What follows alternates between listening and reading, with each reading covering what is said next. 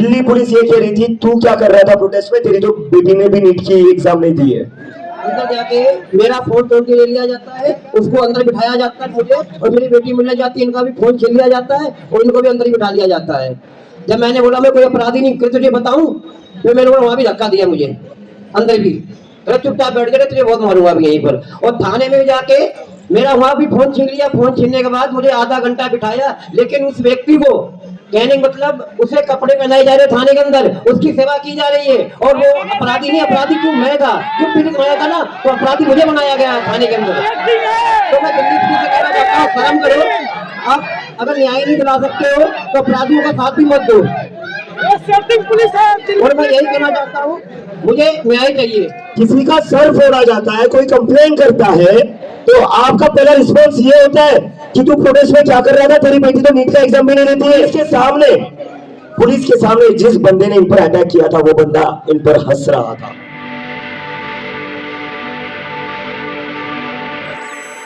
तो जिन जिन लोगों को लगता है हमले करके, ये ऐसे एग्रेसिव एक्ट करके, हमले करके, सर फोड़ कर तुम्हें लगता है हम लोग डर जाएंगे, हम लोग डरेंगे नहीं, ये तुम्हारी बहुत बड़ी गलतफहमी है।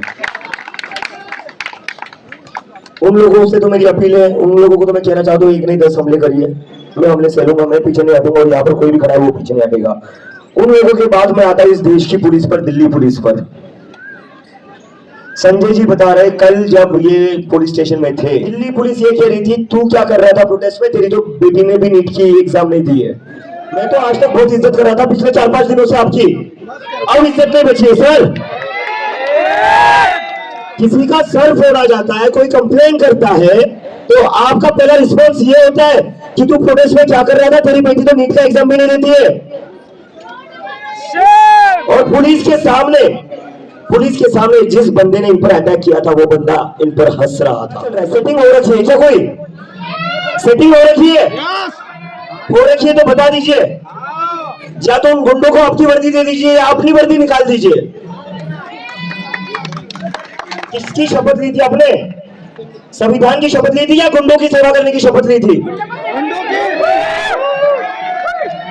देश के जनता की रक्षा करने की शपथ ली थी या गुंडों की सेवा करने की शपथ ली थी? तो अपनी नहीं तो अपनी इज्जत की तो कदर करिए, अपनी इज्जत की, अपनी वर्दी की तो इज्जत करिए। छोटी बेटी के सामने उसके पिता को पीटा जाता है और पुलिस कहती है तू प्रोटेस्ट में क्या कर रहा है, तेरी बेटी तो नीट का एग्जाम भी नहीं देती।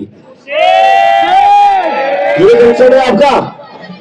ये कंसर्न है? जब कोई जानलेवा हमला होता है कि कौन नीट की एग्जाम दे रहा था, कौन नहीं दे रहा था, ये पूछोगे आप पहले? एक काम करिए ना, ये गुंडों को क्यों आगे कर रहे हो, खुद ही लाठी चला दो। गुंडों को क्यों आगे कर रहे हो, खुद ही लाठी चला दो, हम बैठे हुए। पुलिस से फिर से रिक्वेस्ट कर रहा हूं, जिन जिन लोगों ने हमले किए उनको तुरंत अरेस्ट कर लिया जाए। अगर आप लोग अरेस्ट नहीं करते तो आप उन गुंडों के साथ मिले हुए हो। और जो जो लोग सोशल मीडिया पर धमकी दे रहे हैं उनका नाम है, उनके नाम फोटो हमने आप लोगों को प्रोवाइड करे। आपने अभी तक उन लोगों को अरेस्ट नहीं करा है, क्यों नहीं अरेस्ट करा है? हमारे प्रोटेस्ट में जो लोग पानी बांट रहे, खाना बांट रहे, उनके घर तो 9-10 बजे पहुंच जाते हो आप। जो लोग खुलेआम धमकियां दे रहे लोगों को मारने की, उनके घर आपकी गाड़ी क्यों नहीं पहुंच रही है? जीपीएस नहीं चल रहा है क्या आपका?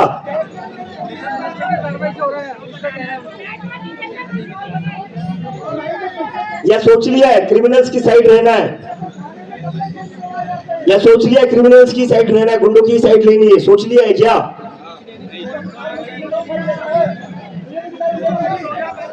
जो वर्दी आप लोगों ने पहनी है ना, उस वर्दी की इज्जत करिए, उस वर्दी की कदर करिए। वो वर्दी आपको इस देश ने दी है, किसी एक पार्टी ने नहीं दी है।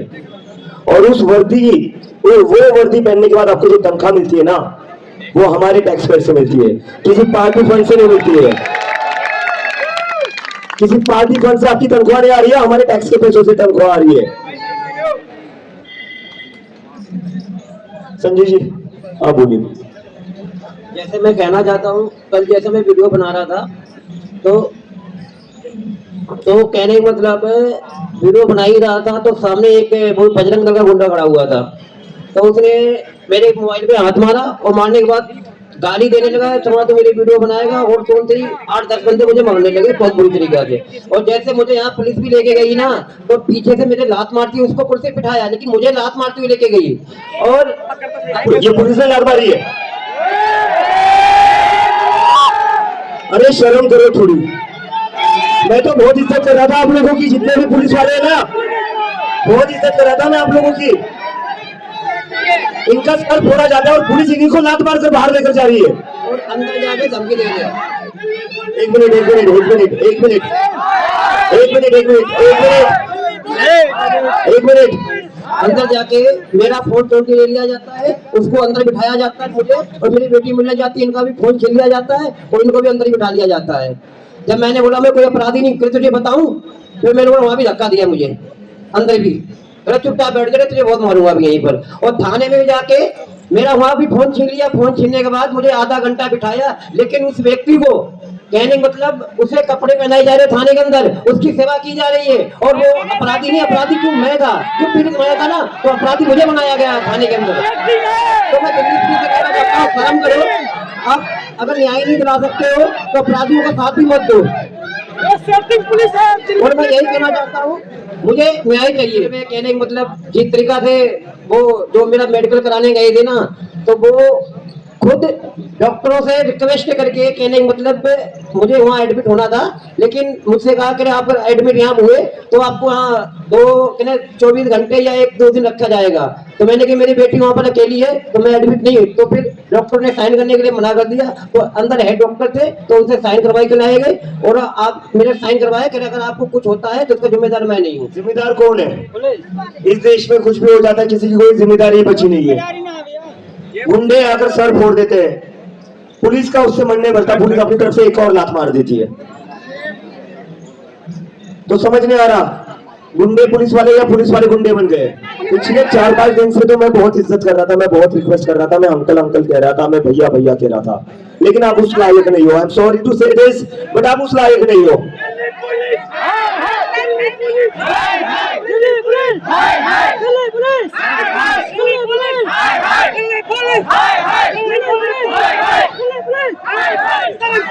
पुलिस वालों को फिर से याद दिला दूं, तनख्वाह हमसे लेते हो, पार्टी फंड से नहीं लेते हो, हमसे लेते हो। हमारे टैक्स से तनख्वाह आ रही है, नरेंद्र मोदी के घर से नहीं आ रही है, अमित शाह के घर से नहीं आ रही है तनख्वाह। संजय जी है ना जिनको कल आपने लात मारी, पुलिस वालों, जिस संजय जी को आपने लात मारी ना, उनका सर फूटने के बावजूद भी उनके पैसों से आपकी तनख्वाह आ रही है। मुझे 11 बजे से 5 बजे तक रखा था पुलिस वालों ने। इलाज संविधान पर था, इलाज संजय जी पर नहीं था। अरे तो पुलिस से मेरी रिक्वेस्ट है, गरीब आदमी का कोई नहीं देखने वाला। रिक्वेस्ट कर रहा हूँ, अभी इज्जत दे रहा हूँ मैं, वो उन गुंडों की तरह आप लोगों की इज्जत की धज्जियां नहीं उड़ा रहा हूँ। उन गुंडों ने तो आपको मुंह दिखाने लायक नहीं रखा, तभी सबके जो चेहरे वो शर्म से ढके हुए आज। उन गुंडों ने तो आपको मुंह दिखाने लायक नहीं रखा, और आपने भी अपनी तरफ से लात मार दी। क्यों लात मार दी? दिल्ली पुलिस उन लोगों को अरेस्ट कर ले। अगर आप लोग अरेस्ट नहीं करते हो तो आप उन गुंडों से कम नहीं हो, आप में और उन गुंडों में कोई डिफरेंस नहीं है। और मैं यहाँ से कहना चाहता हूँ, संजय जी, निशु, हम आपके साथ खड़े रहेंगे, कुछ भी हो जाए इस प्रोटेस्ट में।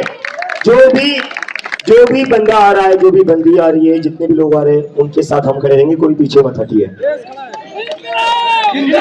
संजय जी को जो मदद हम कर सकते हो हम हमारी तरफ से पूरी करेंगे। हम जिम्मेदार लोग हैं, हम अपनी जिम्मेदारी से पल्ला नहीं झाड़ेंगे। तो इस प्रोटेस्ट में जितने भी लोग आ रहे हैं, हम उन सबके साथ खड़े रहेंगे। आप डर कर पीछे मत हटिए। संजय जी का सर फूटने के बाद भी संजय जी आज यहाँ खड़े, क्यों खड़े? देश के भविष्य के लिए खड़े, निशु के भविष्य के लिए खड़े, उन्हें चिंता है अपने बेटी की, इसलिए खड़े। तो मैं बता दूं फिर से एक बार, पुलिस उन लोगों को अरेस्ट कर लो। अगर आप अरेस्ट नहीं करते हो तो आप में और गुंडों में कोई फर्क नहीं है।